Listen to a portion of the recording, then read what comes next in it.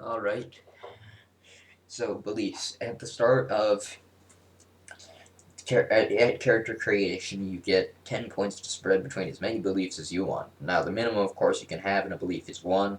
I mean, you can have, you are presumed to have a 0 in every belief that you don't have, of course, but again, there's no list of beliefs, it's based on you defining whatever, and it's even more nebulous than skills and feats, because skills and feats, at least, you should have some input with your discussion with your GM over what kinds of skill names you should have, and they're kind of already defined categories, whereas beliefs, believe whatever the heck you want. I mean, of course, the GM can veto stuff, but it's less constricted than skills and feats are. Skills and aspects are. I keep wanting to call them feats, darn it.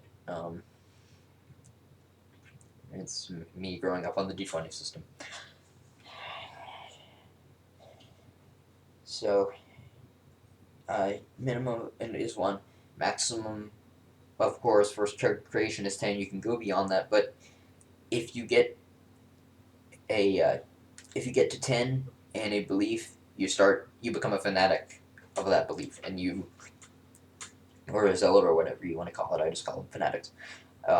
You At that point, you have to start making compulsion rules not to compulsively follow that belief. So, for example, if you believe scions are demons or evil or something, then every time you see a scion, if you have a rating in that belief of 10 or above, you have to make a roll uh, to not try and kill them.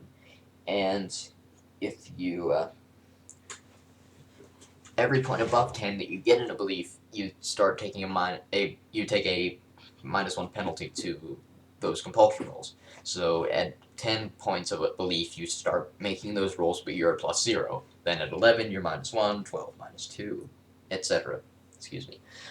Um, you've So that's how you get points. If you get that's the high end of beliefs. The low end of beliefs is 0. If you get to 0 in any belief, and I'll explain how you can lose points later, then you uh, suffer a crisis of faith, and you cannot gain any bonuses or use any beliefs in any way until you either get a point back in the belief you went down to 0 in, or you get a point in a new belief to replace that.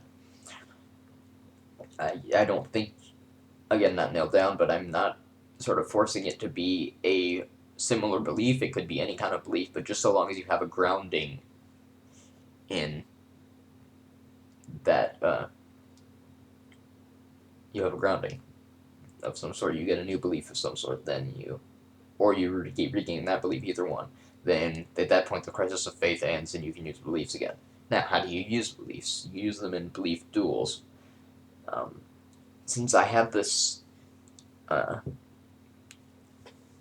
since beliefs are a major part, I had this system for sort of like philosophical duels where you can, instead of just shooting dudes, you can start belief duels with them, and you count. I mean, I don't want people busting out in the middle of, a completely inappropriate situation with a belief duel and starting a philosophical debate with somebody that just, it wouldn't make any sense.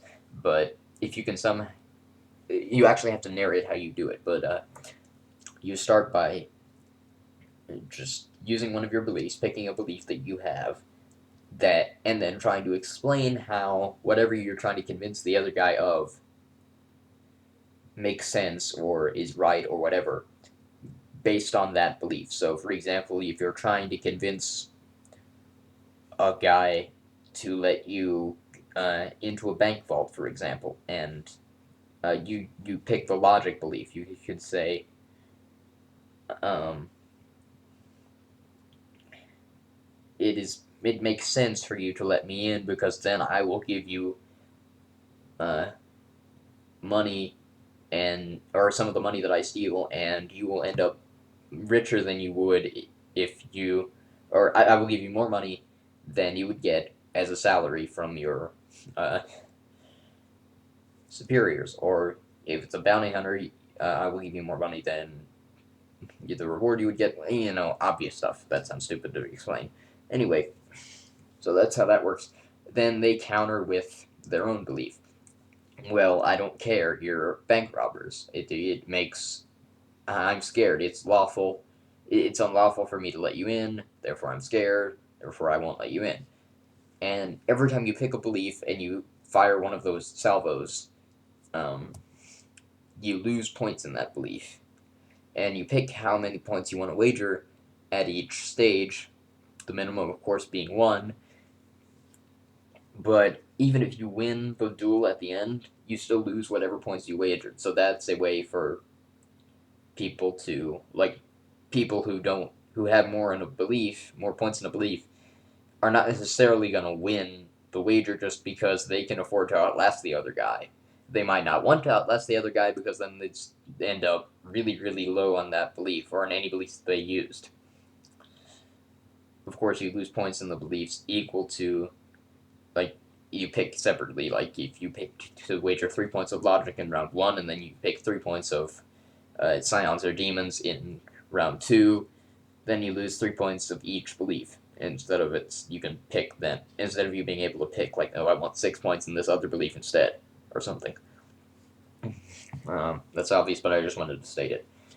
So, that's how belief duels work, and I like the idea anyway. I guess I haven't playtested it extensively, so I can't say if it works this way all the time or how well or whatever. But in the playtest I did run, it worked really well, and this sort of pendulum effect of you do combat and then you lose health and you take penalties to skills, and then that makes you not want to fight anymore because you've gotten low on skills. So you just do belief duels, and then you get low on beliefs, and it's just this pendulum back and forth. That's kind of cool to me. Also, combat. The one major thing for combat is that uh, I don't like initiative order, so I tried to find a way around that, and basically I kind of stole this from Wits and Wagers. You all write what you want to do on a little piece of paper, and then you throw it into the center, and everybody does their actions all at once. Or, I mean, I guess you'd have to do it in order, but basically it means that everybody gets to do their action even if they get killed in that round. They still get to do their action, like, as they're dying or whatever. I mean, it always seems silly to me that if somehow this immeasurable way of one guy being faster than the other guy, and not only does he get to kill the other guy, but the other guy doesn't get to do anything as kind of a last effort or whatever. So, I mean, maybe you could change the rules to make it grittier so that if you get killed, if you get killed during that round, you only get to do something that you could do as you're dying or something. But currently, as it stands, even if you get hit or get killed during that round, you still get to do whatever you'd want to do. Now, I mean, I guess I'll put some limits on it, like you can't run off to the other side of the map and make it impossible for that, and then it's impossible for that dude to hit me with his sword because I ran off to the other side of the map, and therefore I'm not dead anymore. So I'll probably have some sort of, like, if you get struck a death blow in that round, you can't go running off or do any mobility stuff. Basically, you might just be limited to saying something or, like, doing a final attack or something. But, I don't want people to just be out permanently. I want them to be able to at least do something every round, even if they die that round. So, I think those are all the major aspects, and I hope this video isn't too long, and that